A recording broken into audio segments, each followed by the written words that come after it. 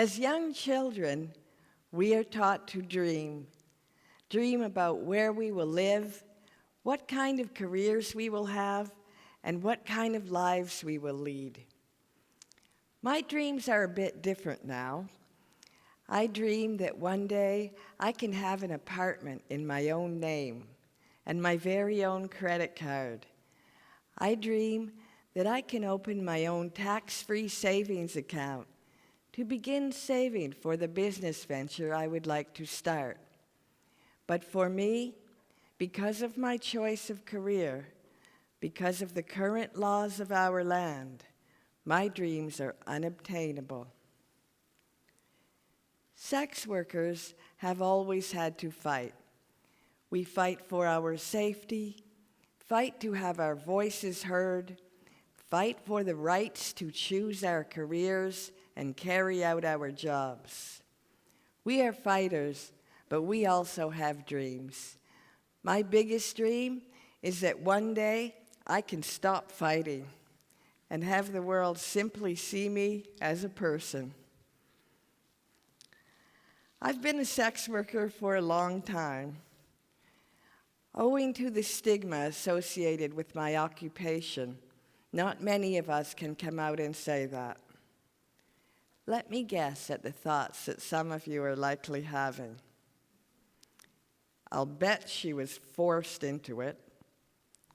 Poor thing, she probably didn't have any other opportunities. She's kind of old. Where are her thigh-high stiletto boots? Is she wearing underwear? The answers are no, not forced in any way. I did and still do have other opportunities. Yep, kind of old. Never owned those boots, and yes, I am wearing underwear. A lot of people have ideas of who sex workers are. The prevailing notion is that we either walk around in ball gowns, dripping diamonds in our penthouse condos, or we live in rat-infested hovels with needles in our arms. The reality is we are everyone and everywhere. We are regular human beings who do ordinary, everyday things. We have spouses, children, and pets. We are at the PTA meetings, and we are soccer moms. You may think you haven't met a sex worker before, but the odds are strong that you may have known at least one for a long time. We are in your communities. We are the same people who are in your families. We shop at the same grocery stores. We're in your yoga class, and chances are there was one of us at that family gathering you went to last summer. Quite often, I am asked the question, how did you become a sex worker? Or, what got you into prostitution? The truth is, TV westerns made me want to become a sex worker long before I knew about sex. As a young girl, I was entranced by the colorful and independent lives of the saloon girls. Saloons were in the center of town. Everything happened there.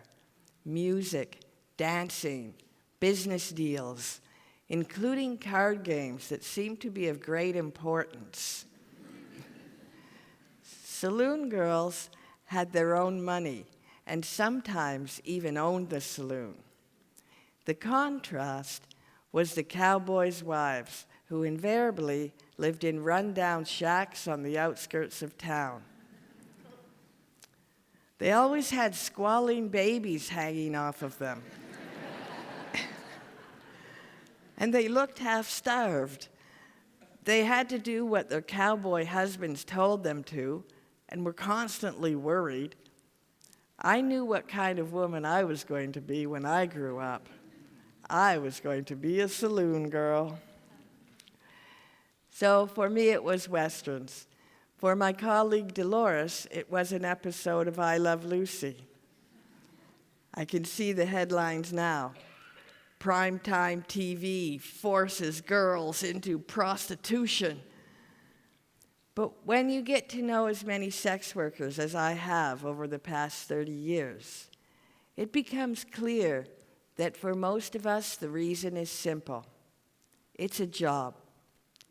Sex work is my choice of work, and you may find this hard to believe, but I like it. The work has benefits. We choose our own hours, set our own fees, decide what kind of sex we do and don't do. We choose whom we see and under what circumstances. It's a myth that clients dictate what goes on behind closed doors. So, who are my clients? Who are the men who pay for sex in such a straightforward manner? They are your colleagues, your neighbors, your uncles, your brothers, your fathers, and your husbands. They are doctors, academics, teachers, off-duty policemen, restaurant owners, computer programmers, musicians, and accountants. Most people think that accountants must be boring in bed.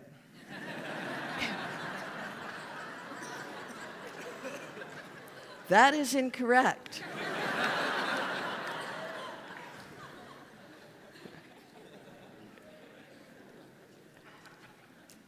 Many times, I have seen new clients who are so nervous their hands are shaking when they give me their money, or that look of fear clients give you when they take off their clothes. They're worried their bodies won't measure up. Or the client who came to see me several weeks after his wife died of cancer. He was so lonely and heartbroken. We didn't have sex. He just lay in my bed holding me while he cried, and then talked about how much he loves his wife and how the house is now cold and dark when he comes home from work. Throughout my many years in sex work, I have met some wonderful and caring clients. One I saw for over 20 years, and that is longer than some marriages. Though usually a regular client lasts between 3 and 5 years. Sex with clients is highly ritualized. There is emotion involved, but it is not the kind of romantic relationship that a person would have with their girlfriend or their spouse. It's more of a friendly kind of sex. Not all of my clients are wonderful. Most are simply ordinary men seeking intimacy with another human being via sex. Being intimate with another person is a very human trait. Some of my clients are differently able. This sort of work is more involved, but seeing a para or quadriplegic has never bothered me. As well, there are all kinds of disfiguring disabilities, and I believe that these men and women should have the opportunity for sexual intimacy also. Along with the good clients, I've experienced a very few who are rude. Fewer still are predators pretending to be clients. When I email and talk with a potential client on the phone, I find that a predator will usually tip me off to the fact that he means harm. Sometimes I can't even quite put my finger on what it is during the conversation, but I know it's there. I don't book those guys. But what if I miss the tip-off? What if he hides it too well? Canada considers itself to be a progressive society. Yet Canada has recently adopted a version of the failed Swedish laws. This means that if arrested, my clients can go to prison for up to 5 years. I am forcibly sent to a re-education program for moral retraining. All of this because some consenting adults agreed to have consensual sex with some other consenting adults. Because of these new laws, many good clients are hesitant to see us, fearing we may be the police doing a sting. As a result, clients call from blocked numbers. We don't know who we are seeing. We can't do our due diligence to help keep ourselves safer. This is a gift to sexual predators pretending to be clients, because they know we now fear the police as much as we fear them. Working in isolation and under these new laws is dangerous and can be deadly. Stories of danger are all too commonplace for me and my colleagues. Like Tara, who was raped by a predator. Leanne, a third-year university student who was viciously beaten and robbed.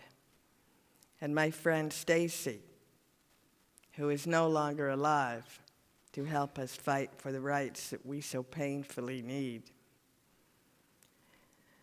Being afraid to call the police perpetuates the harm, because that predator will continue to harm other women. You may think that this has nothing to do with you, but know that these predators practice on people like me before moving on to women who are not in the sex trade.